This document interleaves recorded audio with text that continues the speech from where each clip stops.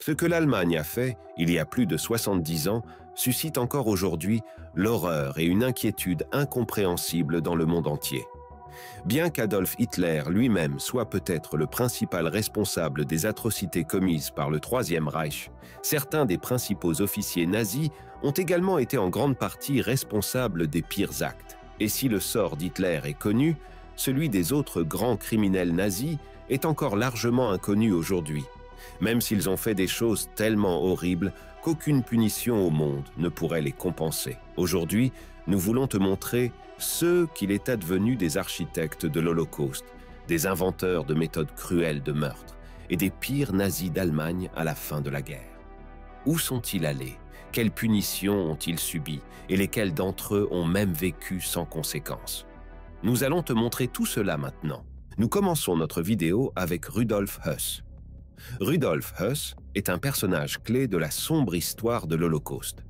En tant que premier commandant du camp de concentration d'Auschwitz, il a joué un rôle clé dans l'extermination systématique de millions d'innocents pendant la Seconde Guerre mondiale.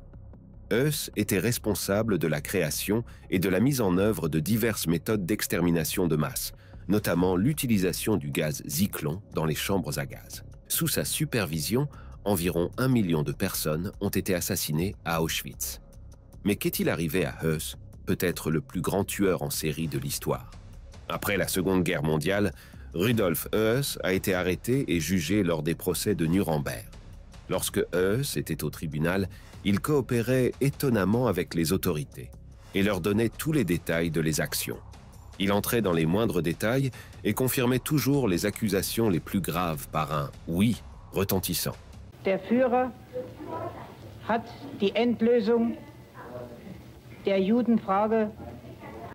Après les témoignages, le criminel a été extradé vers la Pologne, où il a été condamné à mort en 1947 et pendu sur le site de l'ancien camp de concentration d'Auschwitz, à l'endroit même où il l'avait dirigé pendant des années. Pour le nazi de haut rang suivant sur notre liste, il a longtemps semblé qu'il ne serait jamais puni pour les crimes.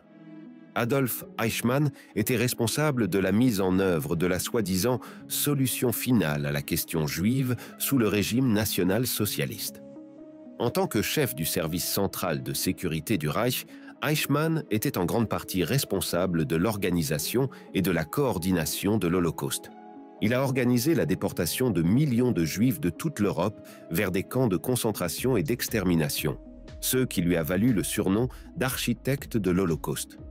L'efficacité et la froideur notoire d'Eichmann dans la mise en œuvre de la politique d'extermination du régime nazi ont entraîné des souffrances et des morts indicibles.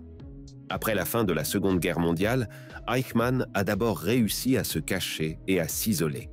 Il a vécu pendant un certain temps dans divers pays d'Amérique du Sud avant d'être finalement découvert et kidnappé par les services secrets israéliens en Argentine.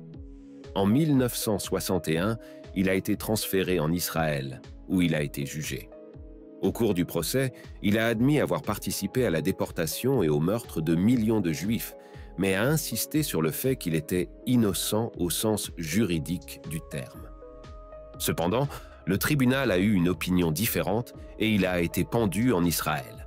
Peu avant son exécution, il a souhaité que le chef des services secrets, responsable de son arrestation, meure. Nein, das stimmt nicht. Das stimmt nicht. Nein, das stimmt nicht. Abtransport zur Vernichtung kann ich nicht beurteilen, denn es ist ja von vornherein nicht festgelegt gewesen, ob sie zur Vernichtung gehen oder nicht. Joachim von Ribbentrop n'est pas aussi connu aujourd'hui que les autres criminels de guerre de cette vidéo, mais il a occupé un poste important au sein du Troisième Reich et a joué un rôle clé dans le cercle rapproché d'Hitler. Pendant son mandat de ministre des Affaires étrangères de l'Allemagne, de 1938 à 1945, Ribbentrop était non seulement responsable des négociations et des alliances avec d'autres pays, mais aussi de la réalisation des objectifs horribles du régime nazi. Il était un proche confident d'Hitler et un fervent partisan de l'agression et de l'expansion du Troisième Reich. En outre, Ribbentrop a participé activement à la planification et à l'exécution de l'Holocauste et a été l'un des moteurs des négociations qui ont ouvert la voie à l'attaque allemande contre l'Union soviétique. Mais qu'est-il arrivé à von Ribbentrop après la guerre? Joachim von Ribbentrop voulait en fait s'enfuir, mais il n'a pas pu quitter l'Allemagne et a donc continué à vivre normalement à Hambourg. Il a essayé de changer d'apparence, a déménagé dans un quartier où personne ne le connaissait, et a même réussi à vivre à Hambourg pendant quelques mois en passant complètement inaperçu. Cependant, il a fini par être reconnu et arrêté.